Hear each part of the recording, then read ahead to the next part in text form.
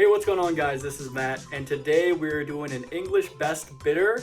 If you like grain to glass videos, make sure to like the video and subscribe to the YouTube channel. If you're familiar with my YouTube channel, about a year ago I've actually done a English best bitter before, but we're changing up the recipe, so I thought we should just do another grain to glass video on it. I also want to thank my channel members, so thank you so much for becoming a channel member.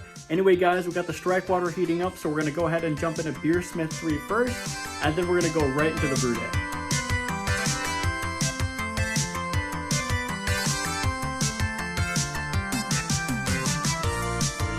Now to jump into Beersmith 3 to go over the best bitter recipe. We are planning a 4.2 gallon batch. For the malt bill, we have biscuit malt at 7.6%, caramel 120 at 7.6%, and then Maris Otter at 84.8%. For the hops and the hopping schedule, we're using Warrior 0.4 ounces at 60 minutes, 1 ounce of Fuggles at 10, and 1 ounce of EKGs at 10. The Warrior probably seems out of place for this style since it's not true to the region for this style. I just happen to have some Warrior on hand.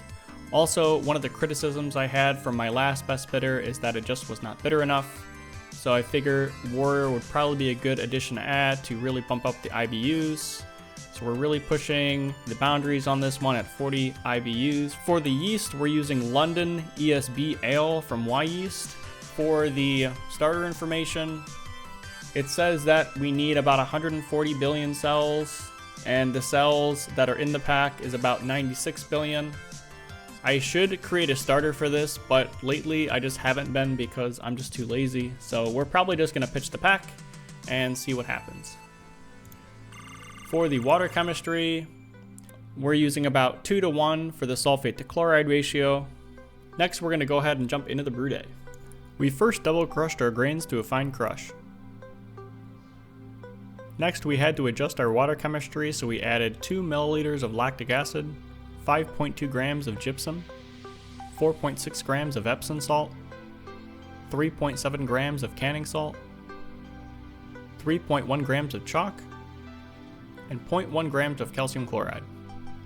After the water's heated up to strike temp, we dough in.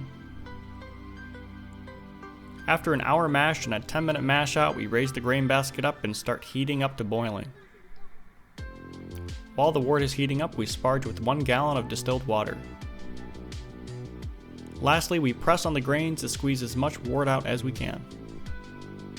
We take a pre-boil gravity reading and it measures out to around 1048. Once we're at a boil, we add 0.4 ounces of Warrior. At 10 minutes left, we add 1 ounce of Fuggles, 1 ounce of EKG, Warflock, and yeast nutrient. Once the boil is over, we connect the plate chiller and cool the wort down to 70 degrees. After we hit 70 degrees, we splash the wort into the fermenter to aerate. Lastly, we pitch our London ESB Ale Yeast from Wyeast. Our OG measured out to around 1051, which was over target and put us out of spec.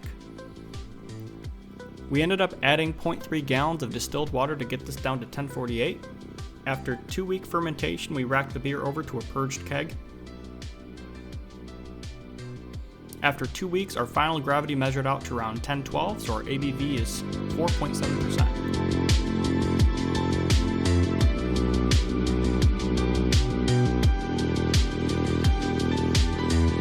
So here we are at the end of the video where I go over my tasting notes, and I also talk about the Brewday. I have the English best bitter with me as well. This has been on tap probably for a few weeks now, and if you're familiar with my content, if you've been following me for a while, I've actually have another best bitter recipe, so I'm going to put a link in the video in the description on that grain to glass video. The recipe between this one and my last one are actually very similar. I'm actually working this recipe as I'm submitting this in another homebrewing competition this year. This is my highest scoring beer I got last year when I submitted it in a Michigan Beer Cup. It received a bronze medal, so I'm trying to make some tweaks to this recipe to hopefully get a better score this year, but we'll see how it ends up going, and I plan on working this recipe probably every single year. The main point that I got for feedback for my last recipe is that it just was not bitter enough, so we tweaked the recipe a little bit. We added Warrior, which is actually a US hop. I happen to have some Warrior laying around, so we bumped the IBUs, I believe, about 10 points. So really, we're gonna see if that makes a difference this year. The only other thing we changed in the recipe was we changed up the yeast. The only reason why I changed it is because we actually are using the Wyeast that is recommended for English Best Bitter. So that's really the only reason why we changed up the yeast.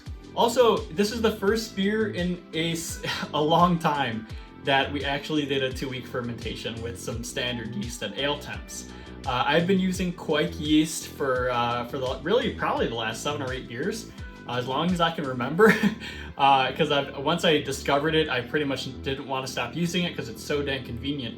But we went back to the roots. We fermented this for I think it was about 2 weeks in primary at 68 or 69 degrees, and then we moved this over to the keg. Next, we can go into tasting notes, so we can go into appearance, aroma, mouthfeel, and flavor on the English Best Bitter. First of all, on the appearance, as you can see, it is pretty cloudy, which is odd because we did use cold side findings, and we also added hot side, so we added some Irish moss to this as well. I did a round of gelatin on this in the keg after it was cold crashed. It has cleared up a little bit, but it's still really not clear, and these are supposed to be clear. So I'm probably going to do another round of gelatin on this, and hopefully that helps clear it up. As far as the color, I would say it's an amber or copper color, and the head is a white head. Next, we can go into aroma. So for aroma, you definitely pick up on some slight caramel notes. Also, one of my favorite things about this style is this English malts, those bready and biscuity notes as well. Those are definitely present. And for hop aromas, I would say earthy and floral notes come to mind. Next, we can go into mouthfeel. So I would say it has like a medium to medium light body. Lastly, we can go into flavor.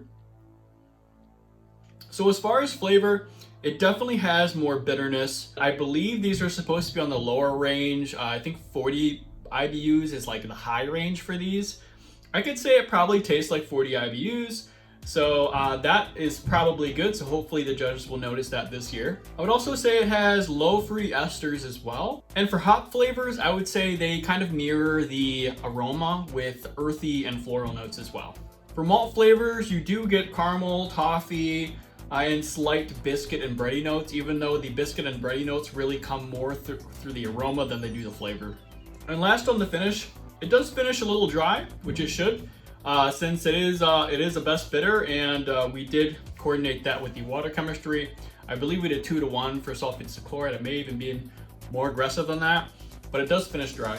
But that about covers it for the Brewday and Grain to Glass videos. Thank you so much for watching. If you've got this far, make sure to like the video and subscribe to my YouTube channel for more content like this coming soon. Anyway, guys, we'll see you in the next one. Thanks, guys. Cheers.